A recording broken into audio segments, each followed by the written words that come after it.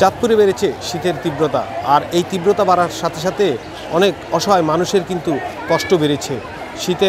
যতই শীত বাড়ছে ততই কিন্তু এই মানুষগুলো মানবেতর জীবনযাপন করছেন। আর এই মানবেতর জীবনযাপন থেকে মানুষগুলোকে একটু গরমের উষ্ণতা দেওয়ার জন্য এগিয়ে এসেছে চাঁদপুর ফরিদগঞ্জ উপজেলা বিএনপির নেতৃবৃন্দ। আজকে চাঁদপুর ফরিদগঞ্জ উপজেলা বিএনপির আহ্বায়ক এম এ হান্নানের উদ্যোগে কিন্তু এই গল্লাক আদর্শ ডিগ্রি কলেজ মাঠে গুফটি ইউনিয়নের প্রায় 1200 মানুষের অসহায় মানুষের মাঝে শীত কম্বল বিতরণ করা হচ্ছে। আমার তো ভালোই লাগতে আছে, শীতের ভিতরে একটা বস্ত্র দান করছে। আমার দোয়া করতাম না নি, হে কি খারাপ লোক হলে আর কি দিত নি, ভালো লোক দেয় তো দিচ্ছে। আমি কম্বলটা পাইয়া খুব খুশি হয়েছি। আমরা গরিব মানুষ কম্বল পাইছি, শীতের মধ্যে গায়ে দিমু, দোয়া করি সবাই লেগে। হান্নান সাহেবের আমরা আশীর্বাদ করি, কম্বলাই আশীর্বাদ করি। বিভিন্ন ইউনিয়নে কিন্তু দেওয়া হচ্ছে। সকালে এই উপজেলা বিএনপির যুগ্ম আহ্বায়ক ডক্টর আবুল কালাম আজাদের উদ্যোগে এই শীত কম্বল বিতরণ কার্যক্রম শুরু হয়।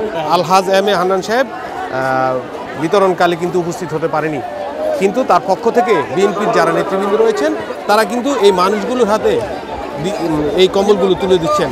আর তাদের এই বিতরণ কর্মসূচির ভিতরে ব্যতিক্রমী উল্লেখযোগ্য যদি আমি বলি, সেটি হচ্ছে যে এই বিতরণকালে কিন্তু অধিকাংশই সবগুলো কম্বলই কিন্তু দেওয়া হচ্ছে নারীদের এবং অসহায় মানুষ দেখে একবারে প্রান্তিক লেভেল থেকে কিন্তু মানুষগুলোকে খুঁজে বের করে নিয়ে আসা হয়েছে যাদের একান্তই প্রয়োজন এই কম্বলগুলো।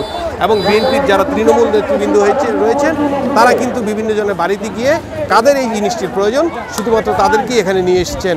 এখানে দল মত ধর্ম বর্ণ কোনো কিছুই কিন্তু তারা দেখেনি। আমরা দেখেছি আজকে যারা এসেছেন তাদের অধিকাংশই কিন্তু হিন্দু সম্প্রদায়ের।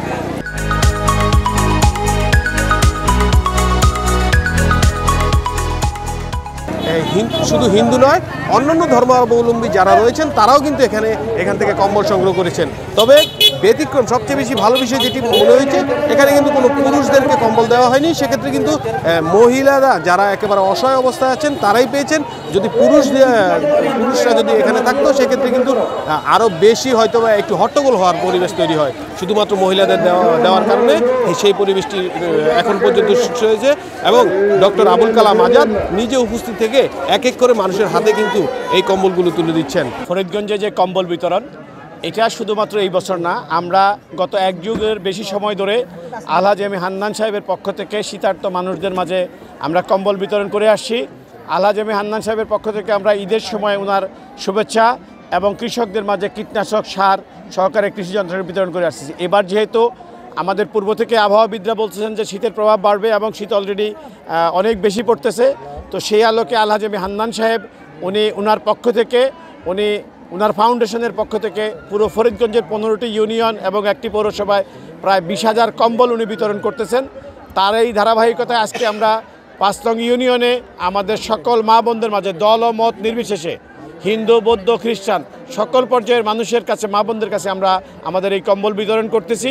আমি আপনাদের মাধ্যমে অনুরোধ করব যে প্রত্যেকেই যদি মানবিক হয়ে মানুষের পাশে এসে দাঁড়ায়, ইনশাল্লাহ আমরা যে কোনো প্রকার দুর্যোগ মোকাবেলা করে মানুষকে সামান্যতম স্বস্তি দিতে পারবো।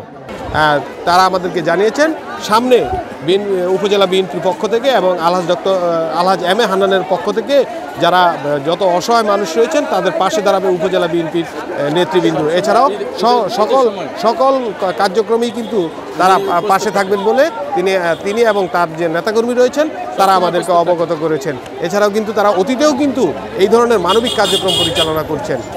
আমরা হয়তোবা সামনে অন্য কোথাও এই ধরনের মানবিক কার্যক্রমে তুলে ধরার চেষ্টা করব এবং ডিবিসির দর্শকদেরকে সেই বিষয়গুলো উপস্থাপন করব।